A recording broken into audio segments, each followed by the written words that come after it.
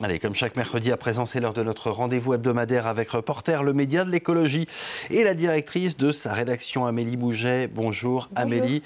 Alors cette semaine, Reporter consacre une série d'articles au méga projet pétrolier qui s'appelle EACOP. C'est un projet qui bouleverse l'Ouganda. EACOP, c'est un nom qui revient souvent. Est-ce que vous pouvez nous expliquer de quoi il s'agit? Oui, alors EACOP ou ICOP, c'est un projet gigantesque porté par la multinationale française Total Energy. Concrètement, c'est un oléoduc chauffé à 50 degrés qui va traverser 1443 kilomètres de l'Ouganda à la Tanzanie pour transporter du pétrole. Et ce pétrole sera ensuite exporté vers le monde entier pour nos voitures, nos avions, notre plastique. C'est donc un projet qui nous concerne tous. Et donc dans cette enquête de Reporter, vous écrivez que ce projet battra tous les records. Qu'est-ce que vous entendez par là? Et oui, alors ICOP, ce sont des chiffres vraiment colossaux qui donnent le tournis.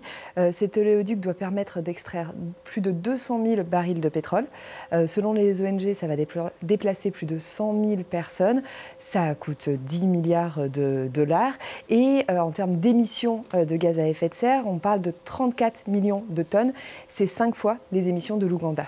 34 millions de tonnes. Et alors vous, à Reporter, vous êtes rendu sur place en Ouganda justement pour voir comment tout ça a un impact sur les habitants. Oui, c'est notre journaliste Maya Courtois qui s'est rendue sur place, qui est allée au plus près des forages et du tracé du pipeline pour voir comment ça impactait la vie donc, sur place.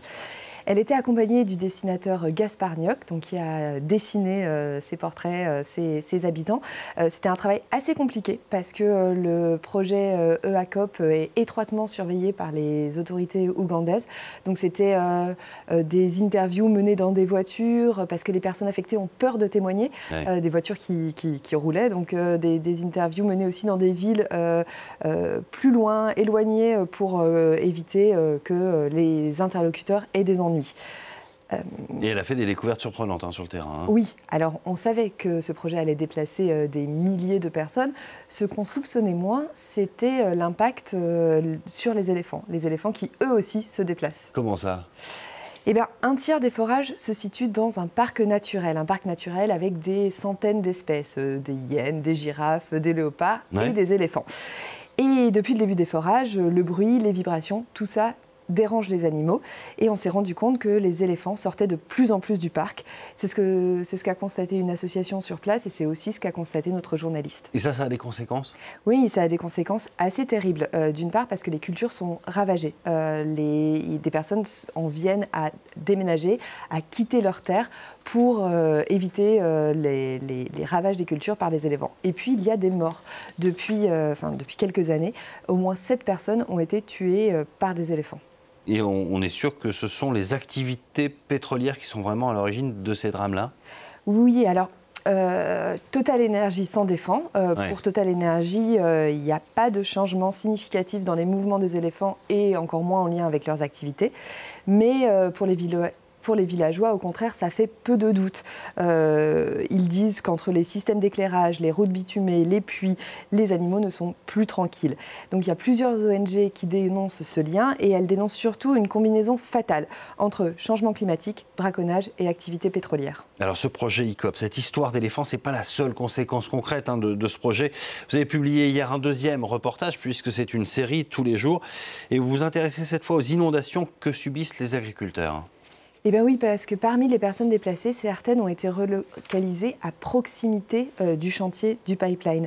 Et donc aux abords du futur pipeline, la terre a été arasée et l'eau s'écoule, emportant tout sur son passage. Donc c'est extrêmement difficile de faire pousser des cultures.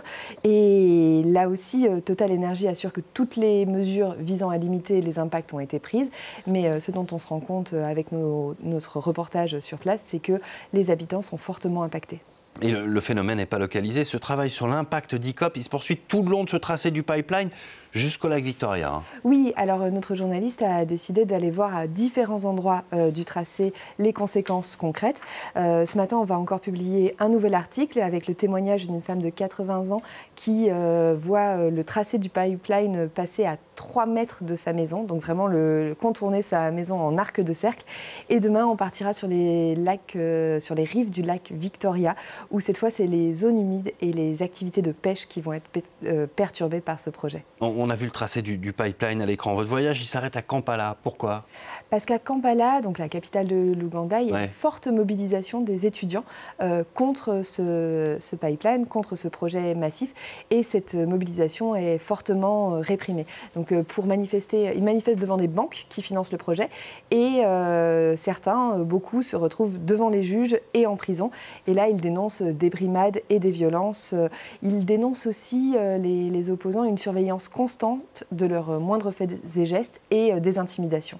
Et ce projet ne date pas d'aujourd'hui. On a vu d'ailleurs des images de nos reporters qui avaient tourné des images il y a quelques temps. Pourquoi s'intéresser à ICOP aujourd'hui? Eh bien parce que le projet avance de plus en plus, les forages sont en partie creusés et il y a des procédures judiciaires en cours. La semaine dernière encore, il y avait une audience au tribunal judiciaire de Paris pour déterminer si des réparations devaient être versées aux personnes impactées. Et puis aussi parce que cette semaine, c'est l'Assemblée générale du groupe Total Énergie, donc le moment où les actionnaires échangent autour de la stratégie du groupe. Donc dans ce contexte, ça nous paraissait très important de rappeler l'envers du projet EACOP et l'impact sur les populations locales. Voilà, donc des reportages déclinés chaque jour donc sur Reporter, complet à retrouver en accès libre toute cette semaine. Reporter.net, TE2RE, pour terre, bien sûr. Merci beaucoup Amélie Mouget. Et rendez-vous la semaine prochaine donc pour un nouveau point avec le média de l'écologie Reporter. Le festival de